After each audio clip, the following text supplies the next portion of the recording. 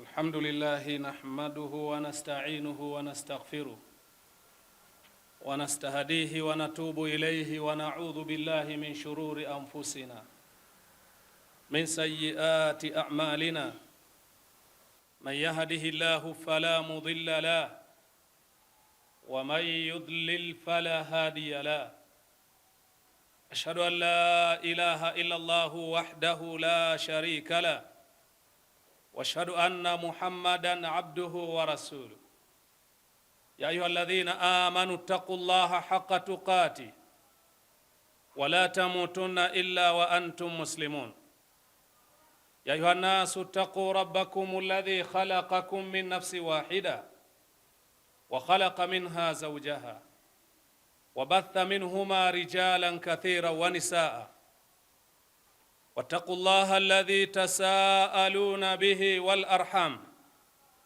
إن الله كان عليكم رقيبا أما بعد فإن أصدق الحديث كتاب الله وخير الهدي هدى محمد صلى الله عليه وآله وسلم وشر الأمور محدثاتها فإن كل محدثة بدعة وكل بدعة ضلالة أعاذني الله وإياكم من البدع والضلالات اللهم آمين.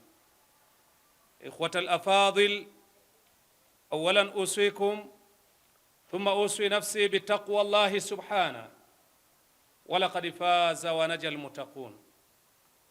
خطبتنا الجمعة اليوم سنكون في العنوان بعض الحوادث في شهر ذي القعدة. Ndugu zangu katika iman, baada ya kumshukuru Allah subhanahu wa ta'ala na kumtakia swala na salamu kiongozi wa umma Bwana Mtume sallallahu alayhi wa alihi wasallam, ni kuhusieni na kuihusia nafsi yangu kumcha Allah subhanahu wa ta'ala. Hutuba yetu ya Ijumaa ya leo tutakumbushana katika muendelezo wa hutuba ya Ijumaa iliyopita baadhi ya matukio yaliyojitokeza ndani ya mwezi wa Dhulqaada, na ni muhimu tuyazungumze haya kwa sababu wengi tumeghafilika nayo na yana ukumbusho mkubwa katika dini yetu. Ndugu zangu katika imani, kuna haja ya kuyazungumza haya kwa mapana kwa sababu ni sehemu katika dini yetu. Na tulianza kuzungumzia suala la sulhul Hudaybiyah, sulhu ilofanyika ambayo Allah subhanahu wa ta'ala ameiita ni fatha mubina, lakini ni sulhu ilofanywa chini ya mti ulofanyika katika bai'atu ridwan. Na kati ya hii sulhul Hudaybiyah min ahami almuahadati allati tammat fil Islam, miongoni mwa mambo yalotimia ndani ya Uislamu katika yale yaloafikianwa kwa siku ile ya Hudaybiyah, وقد سماه الله فتحا مبينا فقال إنا فتحنا لك فتحا مبينا ليغفر لك الله ما تقدم من ذنبك وما تأخر ويتم نعمته عليك ويهديك صراطا مستقيما وينصرك الله نصرا عزيزا. Allah amesema akimwambia Bwana Mtume sallallahu alaihi wasallam, tumekufungulia kwako fatha mubina, ufunguzi ambaye ni mkubwa, ufunguzi uliye wazi. Lengo la kufunguliwa liyaghfira laka Allahu ma taqaddama min dhanbik, Allah aweze kukusamehe yale yalotangulia katika madhambi yako, wama taakhara, na yaliyechelewa, wa yutimma ni'matahu alayk, ili atimilize neema yake juu yako, wa yahdiyaka siratan mustaqima, akuongoze katika njia iliyonyoka. Kama tulivyosema katika hutuba iliyopita, kana Suhail ibn Amri ahdu zuamai Quraish albarizina, alikuwepo Suhail ibn Amri. Yeye ndo ni mmoja kati ya wakubwa wa Quraish, alladhina kanu yu'rafuna bilhanaka wasiyasa, walifahamika ni watu ambao walikuwa wanafahamu siasa na ni watu ambao walikuwa ni werevu. Alikuwa ni mtu wa siasa. Walidahain, na alikuwa akifahamika pia vile vile ni katika watu ambao wana akili timamu. Wa huwa khatibu mahir, alikuwa ni khatibu ambayo ni mahir, dhu aqlin rajih, mwenye akili timamu, warazanatun waswalatan fi rai, na alikuwa ni mtu mwenye rai za kupatia. Yani alikuwa akizungumza jambo watu wanasema sam'an wa ta'an, tumesikia na tunatii. Yani jambo lake ilikuwa ni qauluka mutaa, kauli yako ni yenye kutiiwa. Huyu Suhail ibn Amri, wakati huo yeye ni kafiri, wakana rais wafdu Quraish, na alikuwa ndo kiongozi wa msafara wa Quraish. Fawafaqa an yad'a almuahada ma'a almuslimina fi hiniha, siku ile akaafikiana kuwekeana ahadi na masharti pamoja na Waislamu kwa siku ile.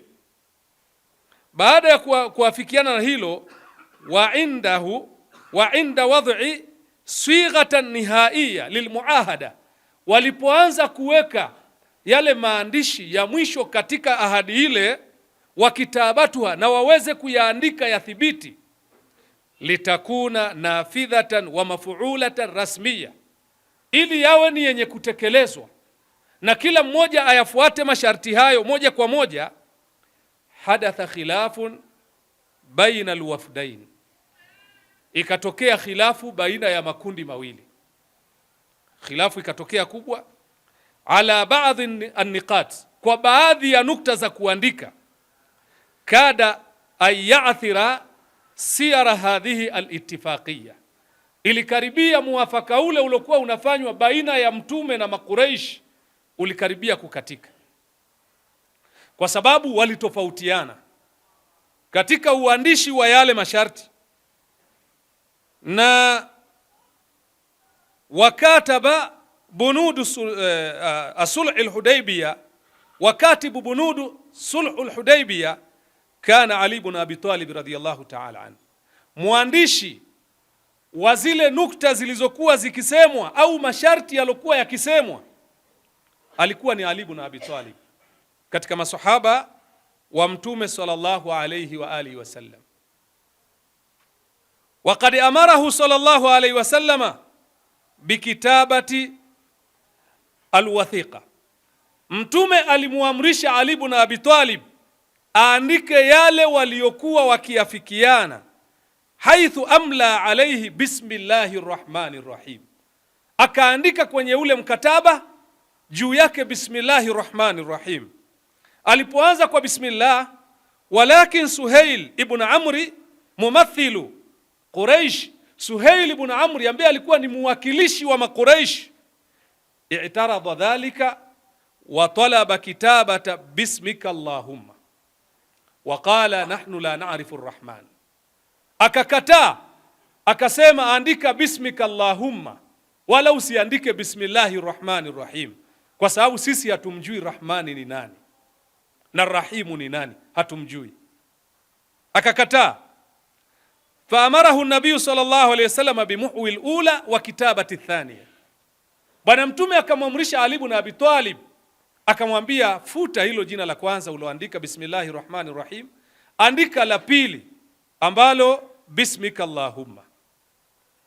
Ali ibn Abi Talib akafuta akaandika, thumma kataba hadha ma salaha alayhi Muhammad ibn Abdullah badala min an yaktuba Muhammadu Rasulullah, kisha akaandika kwamba haya ni katika yale walopatana Muhammad ibn Abdullah pamoja na Suhail ibn Amri, badala ya kuandika Muhammadu Rasulullah. Faqala nahnu la na'lamu annaka rasulan, Akamwambia Suhaili, akamwambia Mtume, sisi hatukutambui kama wewe ni mtume, kwa hiyo andika Muhammad ibn Abdillah, usije ukaandika Muhammadu Rasulullah, binaan ala talabi Quraish. Hivi ndo makuraishi wenyewe walivyotaka. Hilo lilikuwa ni sharti la kwanza walowawekea Waislamu. Sharti la pili, wakaafikiana wad'i al-harbi 10 sinina, vita visimame kwa muda wa miaka 10. Ya'manu fiha nas, watu wapate amani. Wayakufa ba'dhuhum an ba'dhin, wajizuilie baadhi yao kwa baadhi nyingine, hakuna mapigano. Sio Waislamu kwa Waislamu, sio Waislamu kwa Makuraishi, sio Waislamu kwa washirikina. Hakuna vita kwa ndani ya hii miaka 10. Sharti la pili, raddul muslimun man yati ilaihim min Quraish musliman, Waislamu warudishwe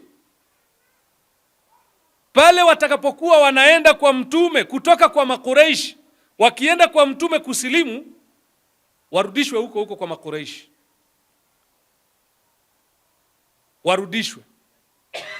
Wa alla turadda min Quraishin man yati ila Muhammad sallallahu alaihi wasallam murtaddan, na wala asirudishwe kwa Makuraish, asirudishwe kwa Makuraish.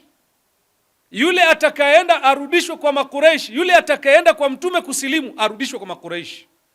Lakini yule atakayetoka kwa Waislamu kwenda kwa Makuraish ameritadi, asirudishwe, abaki kule. Sharti la 4, man ahabba min alqabaili an yadkhula fi aqdi Muhammadin sallallahu alayhi wasallam wa ahadihi dakhala fi, atakayetaka katika makabila kuingia kwenye upande wa mtume Muhammadi aingie, asikatazwe. Wa man ahabba an yadkhula fi aqdi Quraish wa ahadihim falyadkhulu fi, na atakayetaka kwenda kwa Makuraish na kwenye mambo yao na ahadi zao aingie pia vile vile. Hili ndio katika masharti ambayo yalikuwa yana unafuu katika yale masharti yote.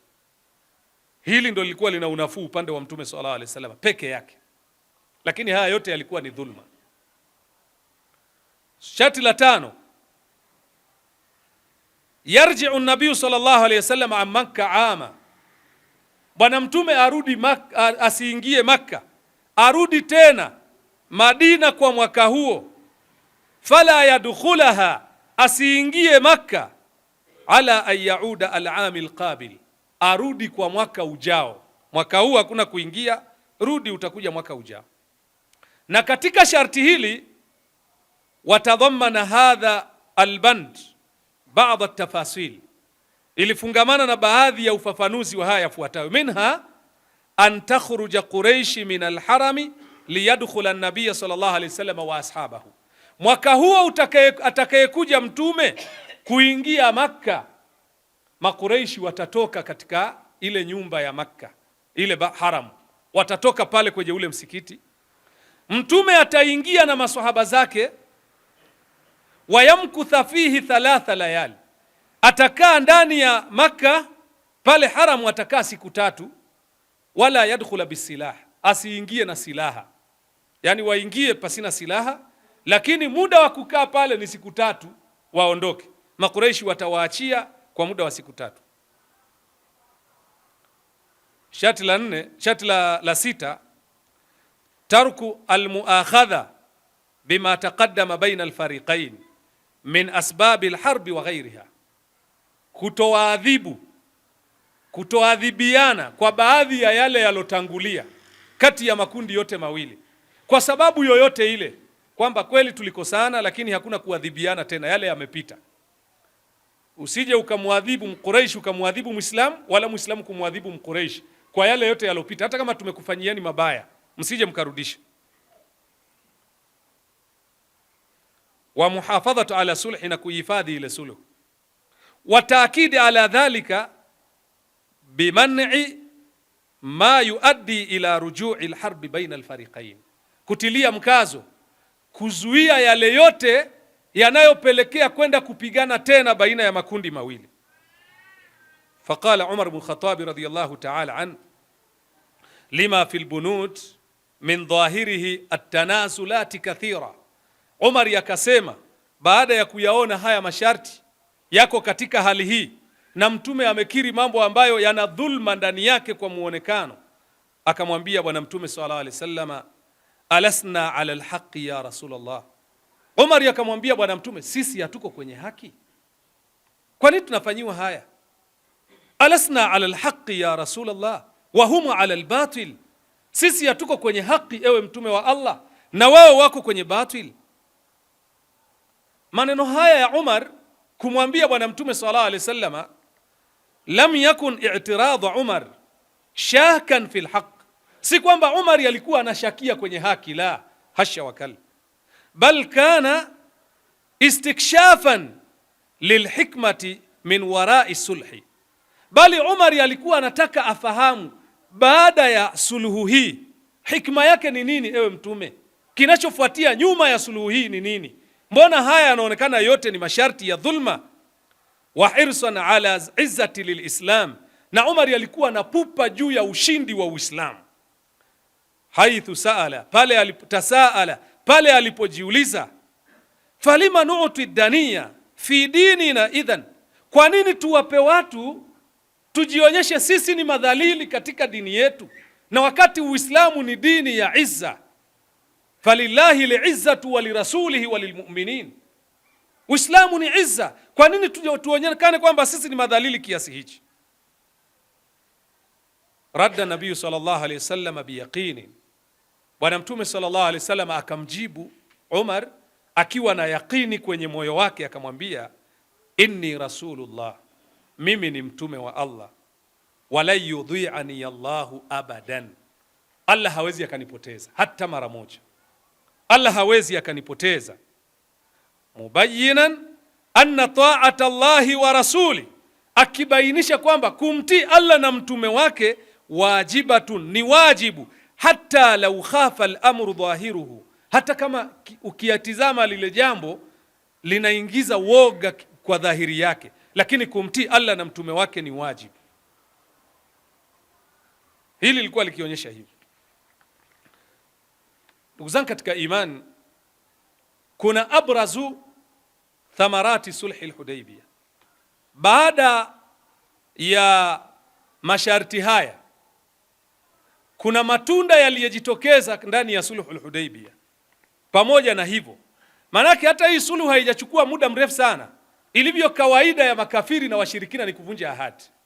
Hii sulhu imeenda ndani ya miaka miwili, kwa sababu ulikuwa ni mwaka wa sita wa hijri, mwaka wa 8 wenyewe wakavunja ahadi. Makuraishi wenyewe ndo wakaanza kuivunja ahadi hata kabla ya mtume sallallahu alaihi wasallam. Ndio akaamua bwana mtume sallallahu alaihi wasallam huo mwaka wa 9 bwana mtume aingie kwenda kufanya ibada ya haji, kwenda kufanya ibada ya umra. Sasa kulingana na mazingira yale kunapatikana faida zifuatazo. I'tirafu Quraysh bidawlati alislamiyya, faida zilizopatikana, Makuraishi walikiri wao wenyewe kwamba itasimama doula ya Kiislamu. Walikiri mpaka kuamua kuiweka ile suluhu, kwa sababu wameona mambo yamekuwa ni magumu. Yani kuendelea kumzuia Muhammad kuingia Maka ni sisi kujiumiza, bora tutanazal, tumwache tu mwaka huu atuachie tupumue ili tujipange namna ya kuondoka, alafu mwakani atakuja ataingia na maswahaba wake. Wao walijua kabisa hapa tena hakukaliki hapa.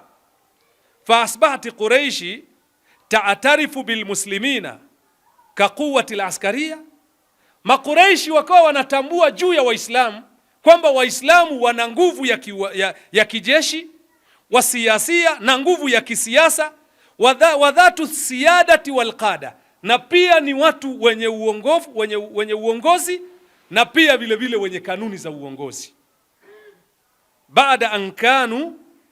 Baada ya kwamba walikuwa sasa ya'tabirunahum mutamaridina, walikuwa wakiwaona Waislamu kama vile ni wakimbizi, kama vile watu ambaye hawana makazi maalum.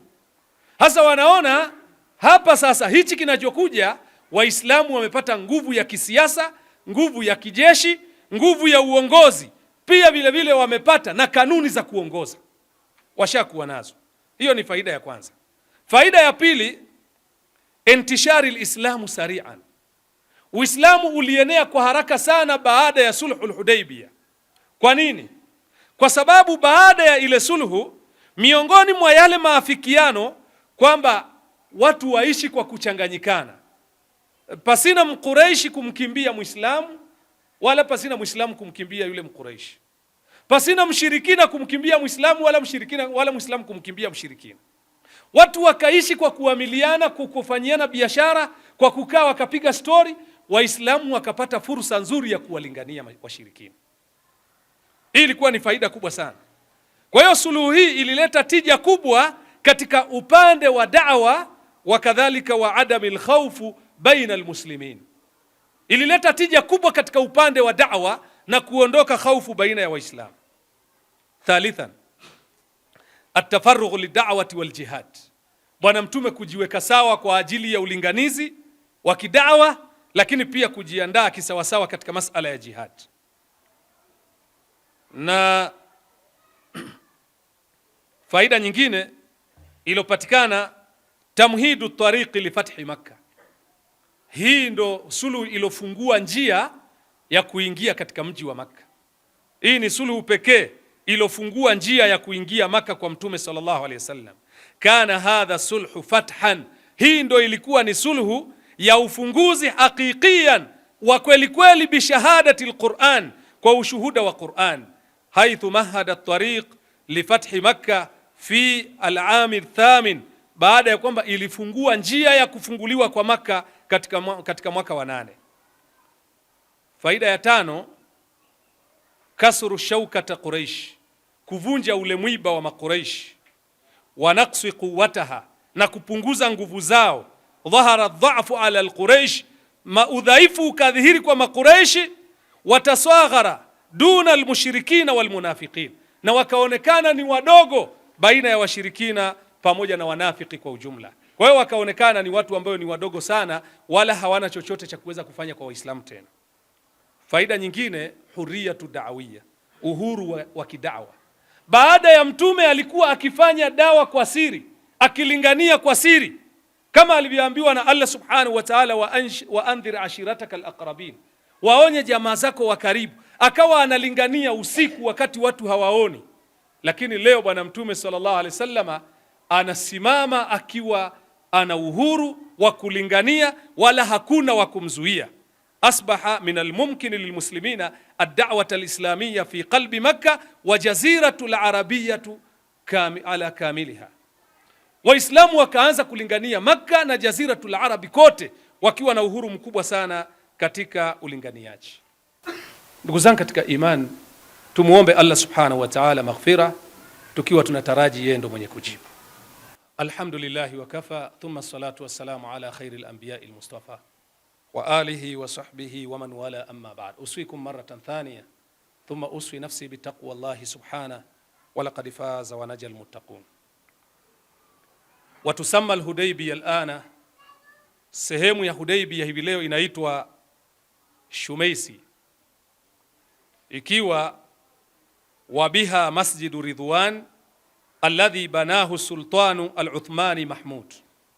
Na hapo leo unapatikana msikiti ambaye unaitwa msikiti Masjidu Ridwan, ambaye ameujenga Sultani Mahmud fi makani shajara, katika sehemu ya ule mti, allati kanat indaha bai'atu Ridwan, ambayo ndio ilifanyika ile bai'atu Ridwan, wallati amara al-khalifa athani Umar ibn Khattab radhiyallahu ta'ala anhu biqat'iha. Umar ibn Khattab aliamrisha ule mti ukatwe wakati Mtume alipokuwa akifanyia bai'a pale. Umar alikuja kaamrisha kwenye utawala wake ule mti ukatwe. Kwa nini?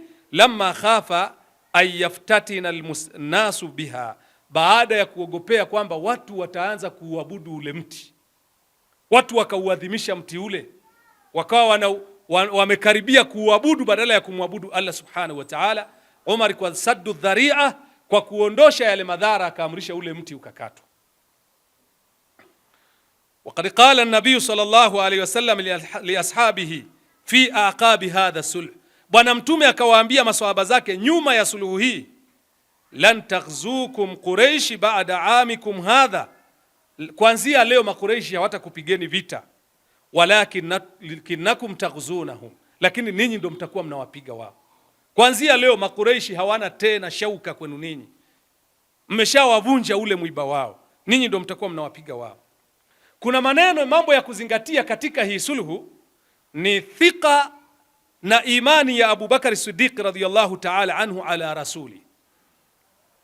Yaqulu Ibn Ishaq rahimahullahu ta'ala, lamma tamma al-amru, ilipotimia ile sulhu, walam yabqa illa kitaba, haijabakia isipokuwa maandiko, wathaba Umar ibn al-Khattab radhiyallahu ta'ala an faata Aba Bakri faqala ya Aba Bakri, Umar yakamwendea Abu Bakari akamwambia, ewe Abu Bakari, alaysa bi rasulillah, huyu anayeweka masharti ya sio mtume wa Allah?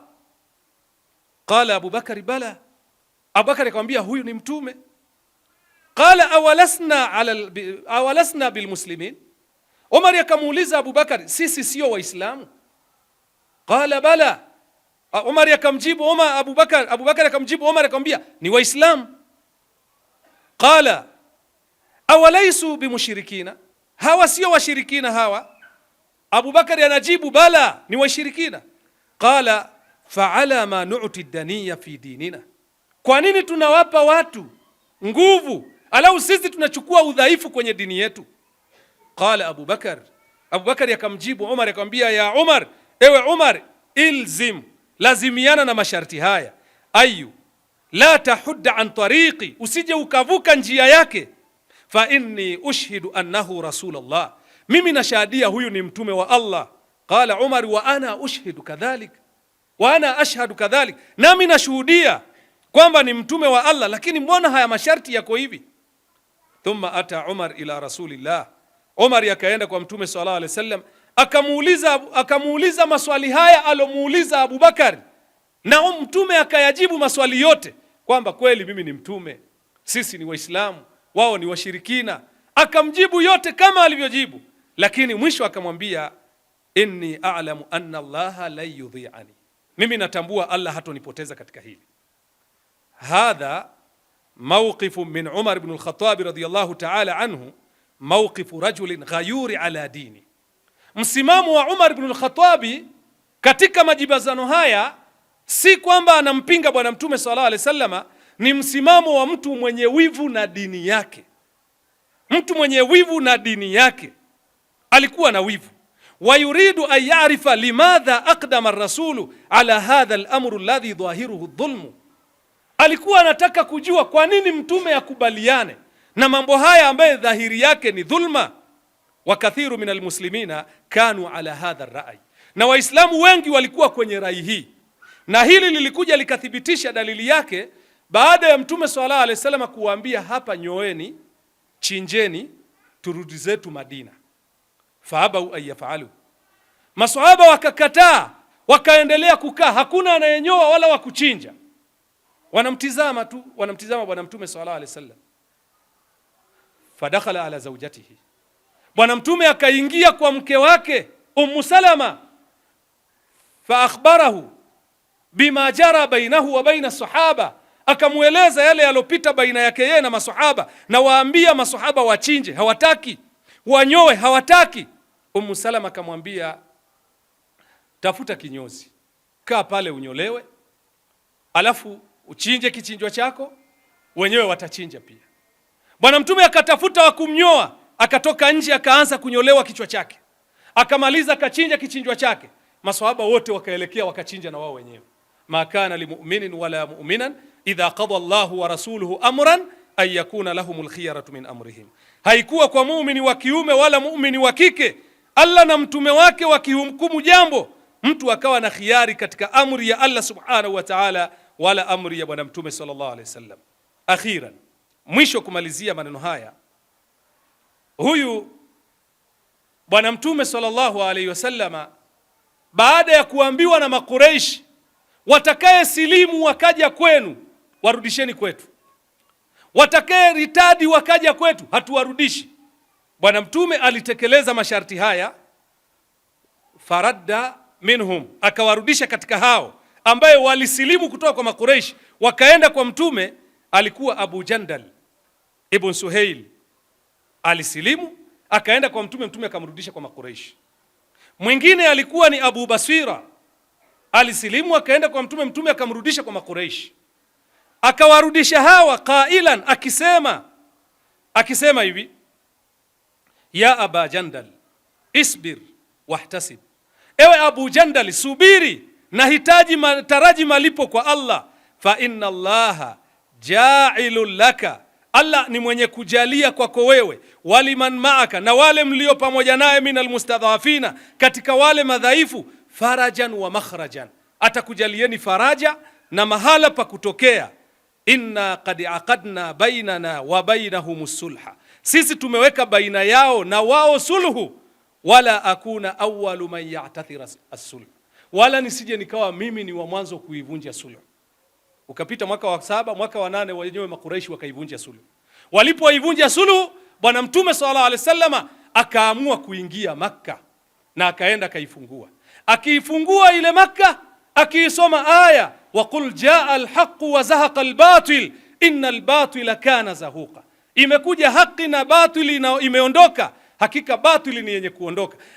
Anaingia bwana mtume sallallahu alaihi wasallam, na wengi wao kwa kuogopa kwao wakaingia kwenye Uislamu, wakawa wao wenyewe ndo wanayavunja yale masanamu kwa mikono yao. Bwana mtume sallallahu alaihi wasallam akasema, man dakhala Makka fahuwa amin, atakayeingia hapa Makka amepata amani. Wa man dakhala dara Abu Sufyan fahuwa amin, atakayeingia kwenye nyumba ya Abu Sufyan amepata amani. Watu wakasilimu, wakaingia katika Uislamu salama salimin, na ikawa ndio fathan adhima, ndio fathi kubwa kwa Waislamu. Ndugu zangu katika imani, kama tulivyosema Ijumaa ya pili iliyopita kwamba tunaelekea katika mwezi wa Dhulhajj na kuna ibada adhimu ya kuchinja, na tulikumbusha kwamba tunaendelea kukumbusha kila mmoja ajiandalie kichinjwa cha kuchinja siku ya Eid. Hatujabakiwa isipokuwa ni siku chache, kwa sababu yaelekea tarehe 20 na 26 ni siku ya Arafa na tarehe 27 ni siku ya Eid. Inaweza ikawa hivyo. Hasa kama itakuwa hivyo, bado masiku 10 na kitu, hayafiki hata 20. Kwa hiyo kila mmoja aanze kujiandalia kuandaa kichinjwa chake, kama ni mbuzi, kama ni kondoo, kama ni ng'ombe, ili kusudi aje afanye ibada hii ambayo ni adhimu katika siku za usoni zijazo. Mwisho nimalizie, tuna mwenzetu ambaye amekatikiwa na safari, anaelekea Dar es Salaam, ni kijana Muislamu mwenzetu, na bahati nzuri mahala nilikokuwa nikisomea mimi amesomea pale. Amenieleza habari hizi kwamba amekatikiwa na safari, anachohitajia kwenu ni nauli ya kumfikisha Dar es Salaam. Kwa maana nyingine, mtu anaweza akaenda akakata tiketi pale mwenyewe akaenda akapanda gari kaondoka, au sivyo basi tupate tu watu 6 walete shilingi 10,000, 10,060 tamfikisha Dar es Salaam pamoja na kupanda kwa nauli. Kwa hiyo ndugu zangu katika imani, baada ya hutuba hii na swala, niombe watu 6 watupatie 10,010 kwa ajili ya safari ya kijana wetu, au wapatikane mtu wa kwenda kumkatia tiketi kijana aweze kusafiri afike safari yake. Rabbana taqabbal minna innaka antas samiul alim wa tub alaina innaka antat tawwabur rahim wafiqna ila alhaqqi wa ila tariqin mustaqim. Allahumma atina fid dunya hasanatan wa fil akhirati hasanatan wa qina adhaban nar. Allahumma ighfir lana wa li ikhwanina alladhina sabaquna bil iman wa la taj'al fi qulubina ghillan lil ladhina amanu rabbana innaka raufur rahim. Inna Allaha ya'muru bil 'adli wal ihsani wa ita'i dhil qurba wa yanha 'anil fahsha'i wal munkari wal baghi ya'idukum la'allakum tadhakkarun.